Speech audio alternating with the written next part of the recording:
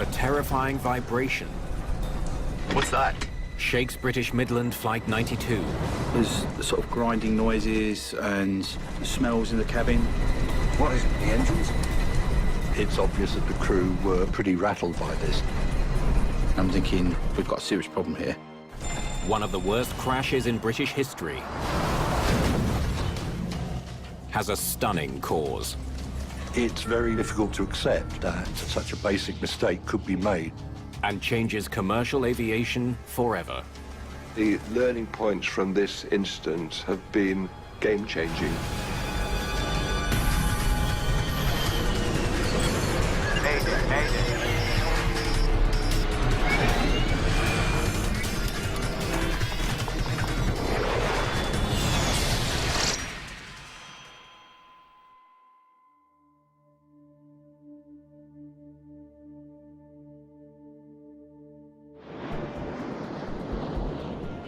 It's a busy Sunday night at London's Heathrow Airport.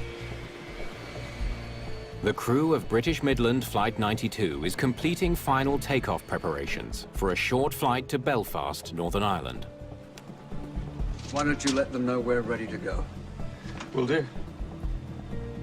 Hey, ladies and gentlemen, welcome aboard. We're just finishing up our final checks, but we'll have you on your way in just a few minutes.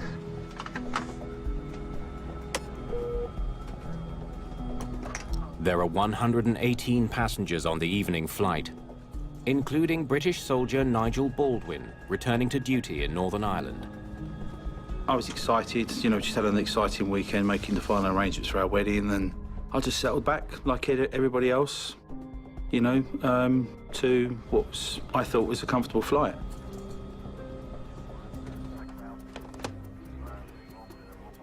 Midland 92, you're cleared for takeoff. You want to take it this time? Absolutely. Captain Kevin Hunt flew the plane in from Belfast. First Officer David McClelland takes the controls for the return trip. Thrust set. Here we go. Their brand new 737-400 has clocked only 521 hours in the air. It's the very latest version of the world's most popular passenger plane. P1, rotate.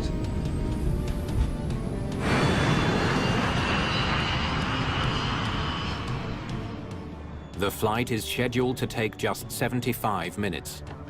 Midland 92 cleared to flight level 350. As Flight 92 clears the busy airspace around Heathrow, the controller permits the crew to climb to their cruising altitude, 35,000 feet. Flight level 350, Midland 92.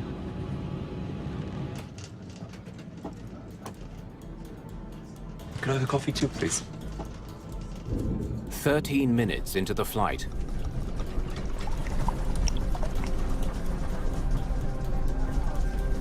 What's that?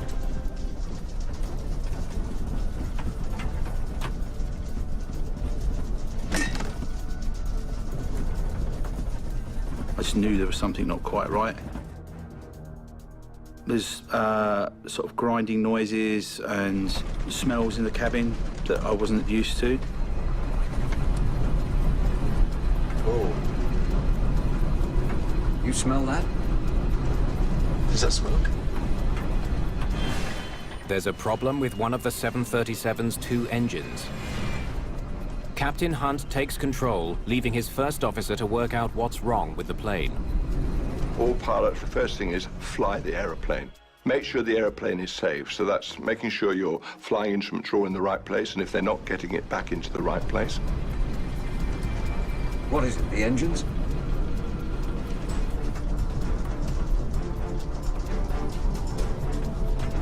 It shouldn't be happening.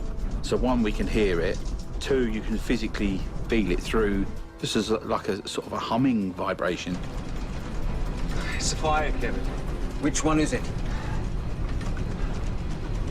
It's the left. It's the right one. I think with the noises and everything, they realized very rapidly it was something to do with one of the engines. It was the root cause of A, the smoke, and B, the vibration and the noise. The crew tries to stabilize the problem engine by reducing power on that side. Okay, throttle it back. Throttle it back.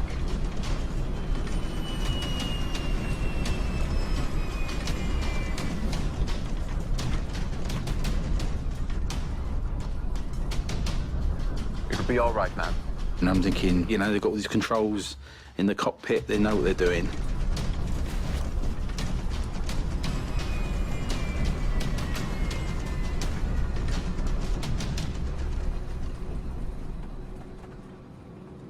Seems to be running all right now. The crew seems to have solved the immediate crisis, But we still got the smoke. but want to get back on the ground as fast as possible. This is Midland 92. We've got an engine fire. We need to divert to East Midlands. Understood. Cleared for descent to 10,000 feet. It's an unusual situation. We've all practiced it many, many times in the simulator. We do it every 6 months. But I think to actually do it for real on a dark night with the vibration and all that's going on, it's very demanding. I felt a sense of relief when the noise and everything stopped. Thinking, oh, it's okay, they've sorted it. Flight 92 is just 15 minutes from East Midlands Airport. It's closer than returning to Heathrow. Shutting down now. The crew springs into action. They shut down the engines so that the fire doesn't spread. In the cabin, Nigel Baldwin is struggling to stay calm. There was that heightened sense of that little bit of fear there, you know, in the back of your mind, what if? I think there's always that what if when you're flying.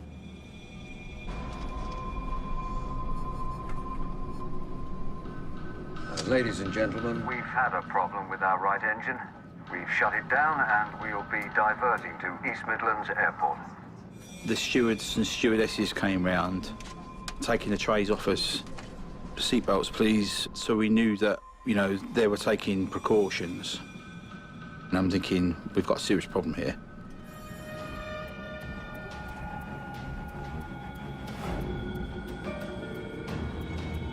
landing lights. On. The pilots will have to make the landing with just one engine. Flaps 1, please. To land safely at low speed, Flaps 1. the pilots need to set their flaps to increase lift Power, please. and call for more power from their one remaining engine.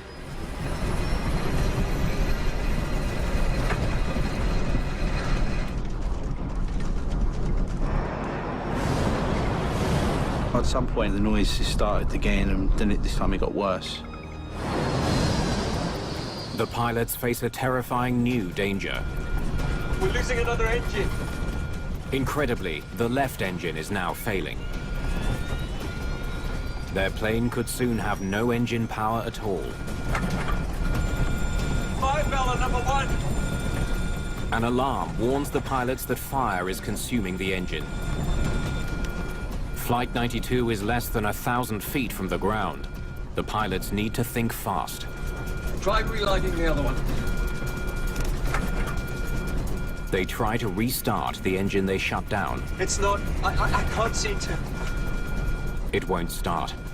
One engine is dead, the other is in flames. I remember the flames coming over the top of the engine, and they were just sort of licking around the sides.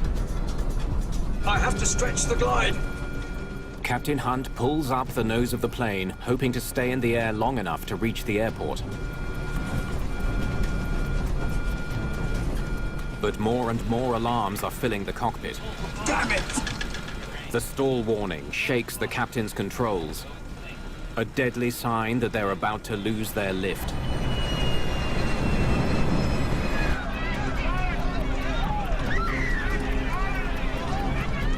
There were people screaming, there were people crying. You know, having fear for their lives.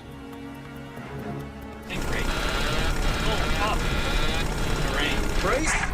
Brace!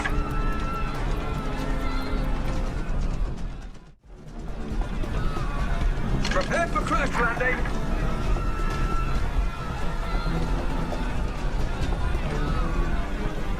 It was like, brace, brace. What do we do? Boom.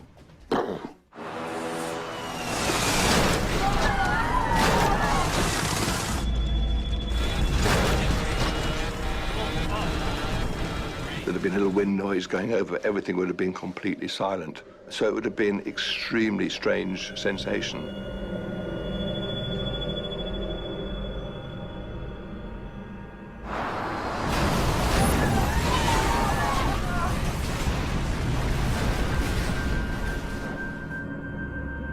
I recollect my arms being just thrown around until the plane came to a rest.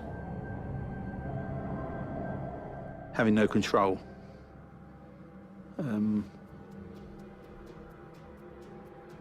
That's quite eerie, actually. British Midland Flight 92 has slammed into an embankment beside the M1 motorway, just half a mile from the airport. It would have been just 15, 20 seconds more of power before that engine had failed. They'd have got there, so heartbreakingly close.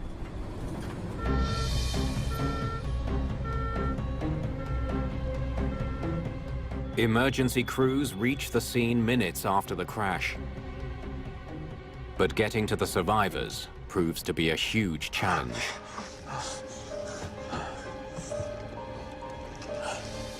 The plane has been ripped apart.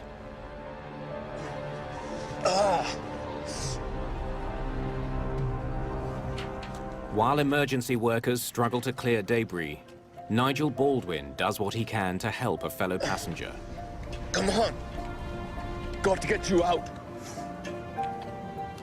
I had to bring her onto my chest and pull myself backwards along the cables and girders that were left because of the plane was... The only way I've described it as a chicken carcass after a Sunday roast, weak and feeble.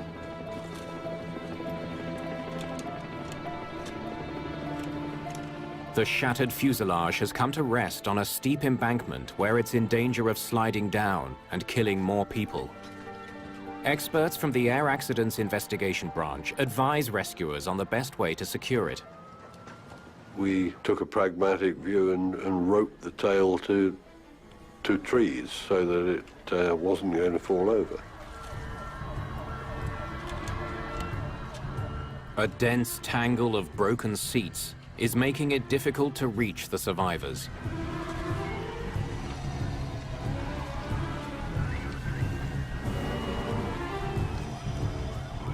Rescuers are astonished that no one driving on the busy M1 motorway has been hurt. In fact, there were no victims on the ground, which we thought was absolutely remarkable. 87 of the 126 people on board are alive, but many are injured, including Captain Hunt, who has a broken spine. Because of the steepness of the embankment that the aircraft was on, the emergency services were forming effectively a human chain, so as victims were pulled out from the wreckage, those stretchers were handed from one person to the next until they could be put into ambulances. With the rescue complete, Britain's Air Accidents Investigation Branch can finally get to work. Rob Carter is one of the first investigators at the scene. We arrived at the crash scene very late into the evening. All the emergency services were there, ambulance, fire, police. Some press people were just beginning to arrive. Tremendous amount of activity, and it took a minute to really assess just what was going on.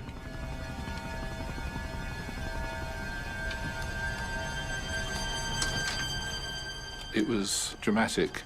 Walked into the nose section, and I'm looking up at the ceiling, up at the roof of the aircraft. There are no overhead bins. That's really odd. And I realized, where is the aircraft floor?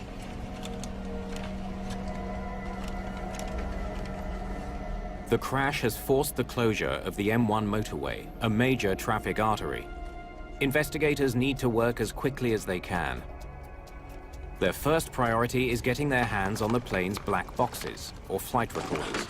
Recovering the flight recorders, of course, is a very major priority at the beginning of an investigation, because they have to be sent away, they have to be downloaded and interpreted. Meanwhile, Rob Carter learns what he can from the layout of the crash site. I wanted to understand where all the bits of the structure of the aircraft were. And that led me up onto the embankment where the aircraft had had its first impact. Looks like the landing gear hit here. The plane has left deep gouges in the ground along its path.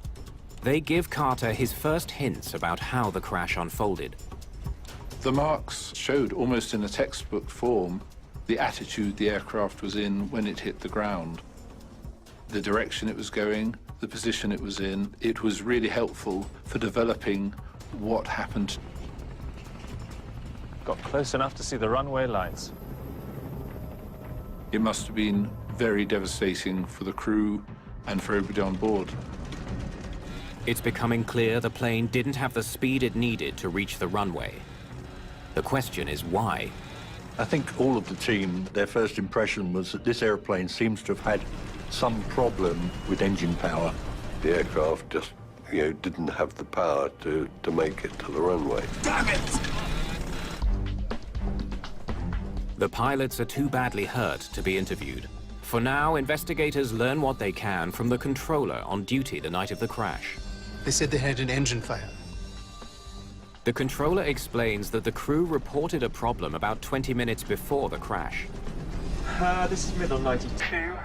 We've got an engine fire. We need to divert to East Midlands. Understood. Cleared for descent to 10,000 feet. The controller's story raises a question. The 737 aircraft has two powerful engines. How could a fire in one of them cause a plane to crash? The fatal crash of a British airliner near a busy motorway has frightened air travelers across the United Kingdom. AAIB engineer Chris Pollard heads up the investigation's engine team. If he had had one good engine, there would have been no issue about landing. So that was the initial mystery to solve. Damage to the engine fan blades soon confirms the investigators' hunch. The plane didn't have one good engine. Neither of them was working at the moment of impact. Both engines showed pretty low speed rotation at the impact. So it was a question of sorting out why they were both there. Dual engine failure is incredibly rare. When it does happen, investigators know there's one thing they need to check immediately. Okay, let's see if we can rule out the obvious. Was there water in the fuel? Because, of course, the fuel is the one thing that is common to both engines. If there was water contaminating the fuel, it should be easy to detect. Right. Water is heavier than jet fuel and will sink to form a visible layer. So, no water at all. Okay, so we can strike out the fuel. On Flight 92, however, fuel was not the problem. There's no sign of fuel contamination, and the tanks weren't empty. Flight level 350, Midland 92. There's another possibility. Birds are a huge hazard for aviation. When they get ingested by jet engines, they can do enormous damage.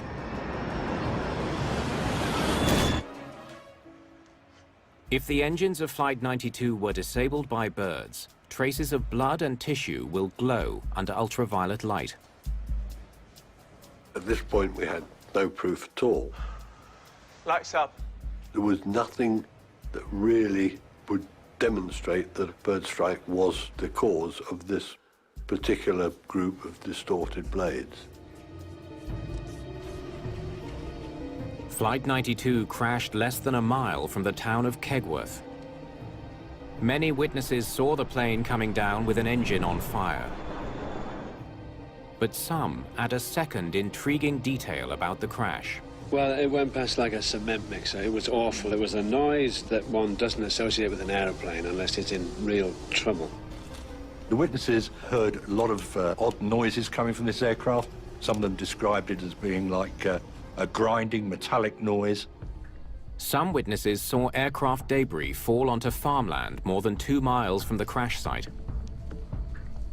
Police provided a search team to do a fingertip search across fields around there, and they came back with a lot of fragments. These are likely the first pieces to have fallen from the plane, making them critical clues to the origins of the disaster. Pollard needs to figure out why these pieces broke off. Better get to it. The answer will tell him what caused the engine trouble that triggered the diversion to East Midlands. While Pollard works on the engines, the rest of the team turns to the best lead they have, the plane's voice and flight data recorders. Brilliant. Thank you. Let's hope this gives us what we need.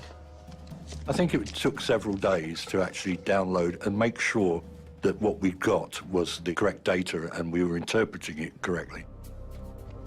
The flight data recorder captures more than 60 parameters, including engine performance. So the right engine stops here, and the left gives out more than 15 minutes later here. Whatever the two problems were, they didn't happen at the same time. Let's hear it.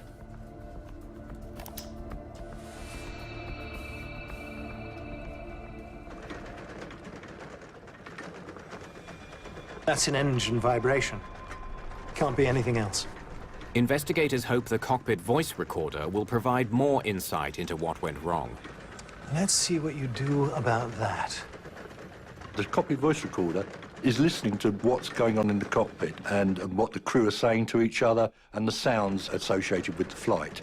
And of course, in this case, what the two crews said to each other was absolutely crucial. Whoa. Well, that's a bit of a surprise. What is it, the engines? We could hear the banging of this and the shaking, and it's obvious that the crew were pretty rattled by this as well. Which one is it? It's the left. Oh, it's the right one. Did he say the right one? It was a little bit of a mystery that the voice recorder showed them apparently opting for the right engine as being where the problem was. I can't see anything wrong with the right engine at this point. We were suspecting that the right engine had been shut down, but it was the left engine that had the problem. It was vital that we got the crew's version of events. Well, I'll tell you whatever I can. It's just as important to me to understand what happened as it is for you. The captain is still recovering from his injuries, so investigators rely on the first officer to tell them everything he remembers about the crisis.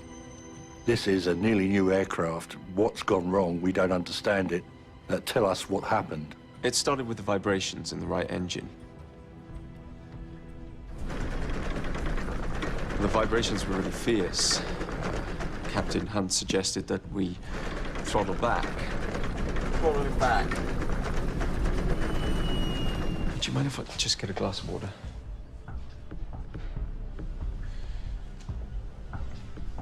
Obviously, I did as Captain Hunt suggested. We throttled back the right engine and the vibration stopped. Seems to be running all right now.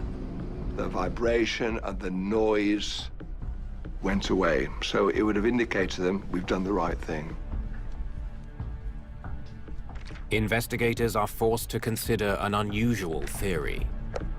This could be two unrelated engine failures. Fire on the left side, and an entirely different one on the right side.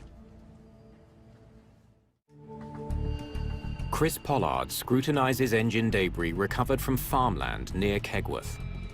Every fragment is a potential clue about what happened to British Midland Flight 92. Some bits were extremely small. It is actually a tribute to the quality of the search that we got as much as we did. One fragment stands out. Gotcha. It shows clear signs of metal fatigue. Because of where it was found, Pollard believes it was almost certainly the first thing to break on the 737. If we assume that the fatigue failure was the first failure, that would have lost about 4 inches off the end of one of the blades. The finding could explain how the engine failure began. Even one broken fan blade can disturb the flow of air through an engine, causing it to surge, a process similar to a car backfiring. What is it, the engines? The engine tries to find a new balance, and to do that, it rattles around. It'll be all right, man. It would have been a lot of physical vibration. The passengers reported that it was like the sound of, in a tumble dryer, of rocks and stuff being thrown around. It would have really been quite violent. No two fan blades are ever exactly the same. Pollard hopes a metallurgical examination will tell him which engine the weakened blade came from. Although the blades were all nominally of exactly the same alloy, there were, if you started to look in the sort of parts per million analysis of these things, there were slight differences between each blade. Pollard soon has an answer. Blade 17, left engine. The blade that broke first and caused the vibration came from the left engine. Investigators now face a troubling question. Why did the pilots shut down the right engine if the vibrations were in the left? A crew this experienced? It's hard to believe they would shut down the wrong engine.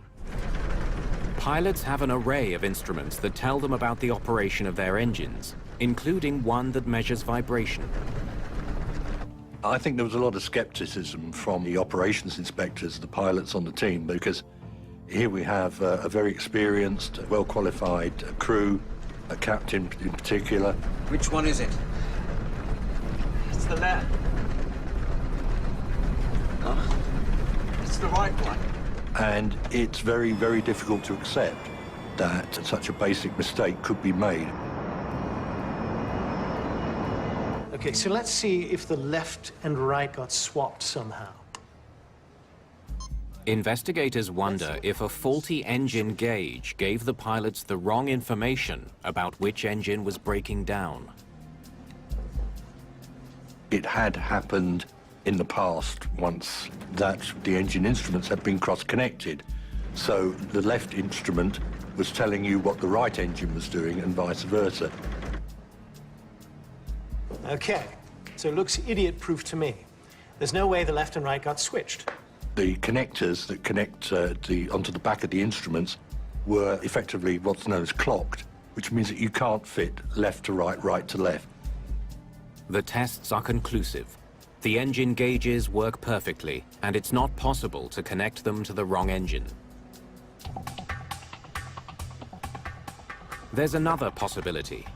The vibration may have been so severe that it became impossible to read the shuddering gauges. This could be something. An American 737 captain had had one of these onset of serious vibration, and he said the whole instrument panel just vanished into a blur. He couldn't see a thing. It was a huge concern because their engines are shut down around the world, I'm sure many times a day. Very, very seldom is it the incorrect engine. So it was a standout moment, really. Captain Hunt is finally well enough to talk to investigators. There is no doubt in my mind the problem was with the right engine. He insists there was a problem in the right engine, and he has proof. The air conditioning system on jetliners is fed by air from the engines. And after more than 13,000 hours flying jetliners, Captain Hunt has learned the complex relationship between his engines and the systems they feed. Shut it down. On the previous plane he flew, the right engine provided nearly all the air in the cockpit. When I smelled the smoke, I knew the problem was with the right engine. As they were smelling it in the cockpit, they thought that this must be an indication that it was the right engine that was having a fairly major mechanical problem. On the 400, the aircon draws from both engines. It's a tragic assumption. Investigators learn that on this newer version of the 737, both engines supply air to the cockpit. We're not consciously aware of how we make the decisions. So if we get slightly the wrong mental picture, or situation awareness as we call it, we will make a decision based on that slightly incorrect awareness, which might give us the wrong outcome. The captain has another good reason to believe it was the right engine. The first officer tells him so. It's the left. Huh? It's the right one. Throttle it back.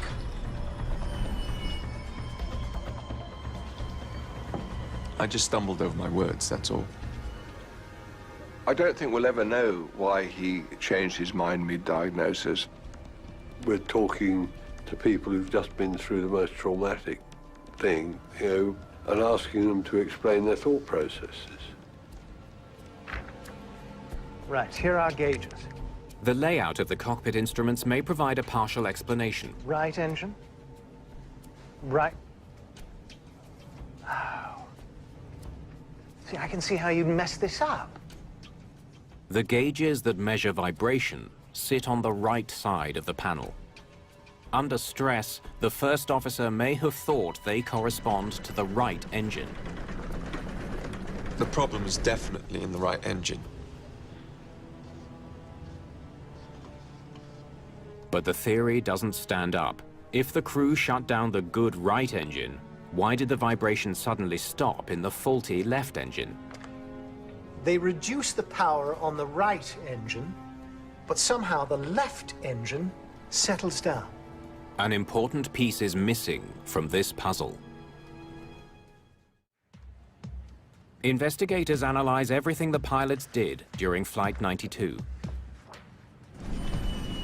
When the crisis hits, they reduce power to the right engine. Seems to be running all right now. The engine problems seem to stop. I'm in no doubt that that was by far the most dominant cue for them that they had done the right thing and the problem lay in the right engine. The data shows the first officer made a crucial adjustment just seconds before the vibration stopped. That's it, of course. He had to disconnect the autothrottle. Throttle it back.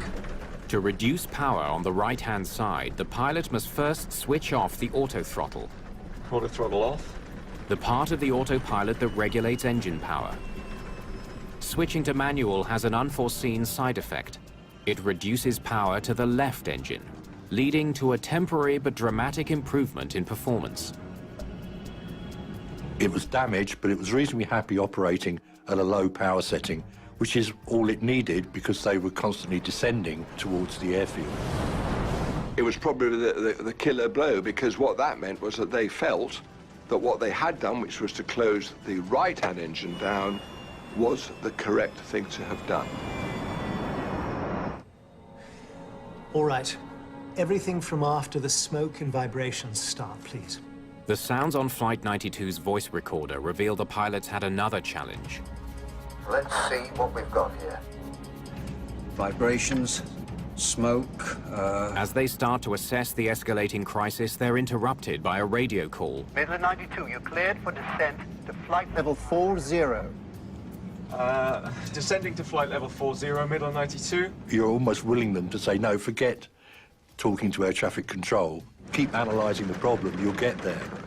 The hairs on the back of my neck still stand then, because I just wish the next time I listen to it, it'll be different. Flight 92 came tragically close to landing. With its right engine shut down, the plane flew for nearly 17 minutes on just the damaged left engine. Power, please. What triggered the final deadly failure and made the engine explode in flames? Inside the left engine, Pollard has found deep scratches cut into the soft acoustic lining that muffles engine noise. The marks suggest a theory about the failure. Quite clearly, there was relatively little damage done at the first failure. We thought one of the blades, if it flew forwards, it could embed itself in the soft material, which is the acoustic lining of the intake. Pollard suspects that when the first blade snapped, the broken tip became embedded in the acoustic lining. Power, please. When the crew increased power, the extra vibration shook the fragment loose into the engine, setting off a cascade of destruction. We're losing another engine. It knocked a bit off another blade. Now we had two bits going round the engine, and it built up to a sort of calamitous failure of lots and lots of blades. There was another opportunity for the crew to identify their mistake. Passengers who sensed the error. I knew something was wrong when I heard that announcement. Ladies and gentlemen, we've had a problem with our right engine. We've shut it down and we'll be diverting to East Midlands Airport. I partly wanted to say, excuse me, there's a problem with the left-hand side. Can you not see that when you're saying it's the right-hand side? But a little bit we was going, don't interfere. They know what they're doing.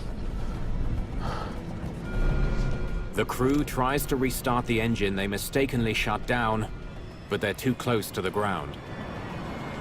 At the time that the engine failed for good, there was insufficient time to get the other engine started, because startup of a fan engine takes an appreciable time. With no engine power, the crash is inevitable.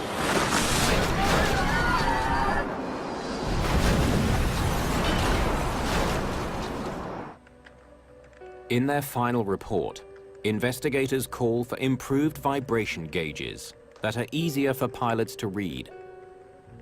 They also highlight the importance of good communication between the cockpit and the cabin. I think for the travelling public, if you see something odd on the wings or whatever when you're sitting as a passenger, mention it to somebody, and that message will now get through to the pilots.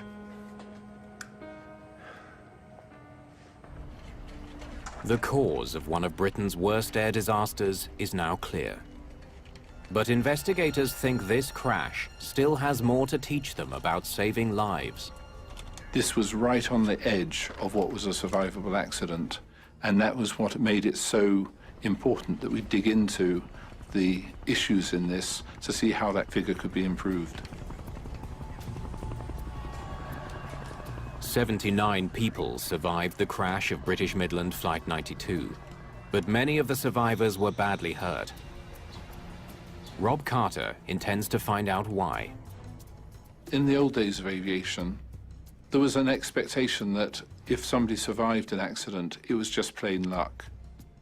Starting in the 60s and 70s, the idea grows in that actually a lot of these people's lives can be saved, and that's affected a lot of design within an aircraft. When pilots lose control at high altitude, it's nearly always fatal. But Flight 92 was in a controlled descent until the final seconds. It should not have been so deadly. The thought was, if there's any part of the aircraft that survives, actually, most of the occupants should have a decent chance as well.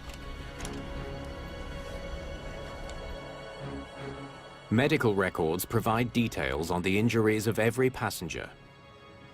It was a very emotional time. This is a very human business. We wouldn't be in it otherwise. Carter matches the fate of every passenger to the location of their seat on the plane. In the front section of the aircraft, it was the worst, and then followed by the area just behind the wing. The better areas were in the tail section. Carter wonders why some locations were so much more dangerous than others. The broken seats from the cabin provide an intriguing lead. There were a number of engineering features in these seats which we hadn't really seen before, and which were pretty important. Some of the worst injuries came from passengers being struck by loose seats. The finding raises a question. Aircraft seats are designed to absorb the powerful G-forces of a plane crash to help protect passengers. So why didn't they? Test data from the US Federal Aviation Administration confirms that the seats can handle up to 16 Gs, more than enough to stand up to the crash near Kegworth. If anything, the seats are better than they should be. Something clearly went wrong. Rob Carter scrutinizes the crumpled seats from Flight 92, searching for clues about why they came free. It's a crucial step for keeping passengers safer in future crashes. A computer simulation helps him understand exactly how impact forces affected the cabin. No wonder the seats came loose. The simulation shows why some areas were so badly torn apart. It wasn't the seats that failed. It was the floor. The fact that the floor had collapsed made a very, very big problem. It meant that the seats were almost sandwiched up against each other, and that made it very difficult for the rescuers. During a crash, the seats are designed to stay securely bolted through the floor to the strong metal frame of the airplane. There is no particular point in having seats which are much stronger than the floors they're sitting on. Even in areas where the floor stayed intact, many passengers were badly hurt when they struck their head on the seat in front of them. Brace! Brace! The passengers on Flight 92 were warned by the captain to brace. It should have provided some protection from injuries like these. Before this accident, it seemed to me that a lot of airlines would have a lot of different recommendations for brace positions, and I don't think they were particularly scientifically founded. Carter analyzes the brace position recommended by airlines in the UK. We were able to work out just what happened to people's bodies in the impact. And we were able to tie that up with what the medical people were able to tell us about the injuries they'd suffered, both the people who'd survived and the people who'd died. The results are dramatic, revealing serious problems with the recommended brace position. Very often, with head injuries and neck injuries particularly, it would be either from people's heads lolling around, being uncontrolled in an impact, because our neck muscles are not strong enough to stop that, and also from cannoning into the seat back in front. The findings contribute to important improvements. Experts now recommend that passengers bend forward as far as possible with their head down and their arms either wrapped around their legs or braced on the seat in front of them. It all happens so quickly, none of us can control it consciously. It's a matter of trying to put ourselves in a position where the effects of the impact are going to be as small as possible. Since the crash of Flight 92, aircraft design has also evolved. Floors are now much stronger. Overhead bins have sturdier mounts and are much less likely to collapse. What was very heartening was that the attitude from the regulators, and particularly from the aircraft manufacturers, was that it really mattered that the overhead bins had come down, that that was something that was simply not tolerable, and the manufacturer took huge efforts to make sure that that sort of thing would not happen again. After the investigation, the airline dismisses both pilots. I hold no malice towards them whatsoever. There's always going to be victims of other people's mistakes, and I think the best thing we can do is learn from those mistakes. It's very satisfying that this accident has led to real changes and real improvements in crashworthiness. It is desperately sad that it came at the cost of many people dying, of many people being injured, of many people's lives being forever altered. That's tragic. I'm just glad that something did come out of it. The learning points from this incident have been game-changing for the aviation industry. And now flying, fortunately, is extremely safe. The dangerous part is getting to the airport.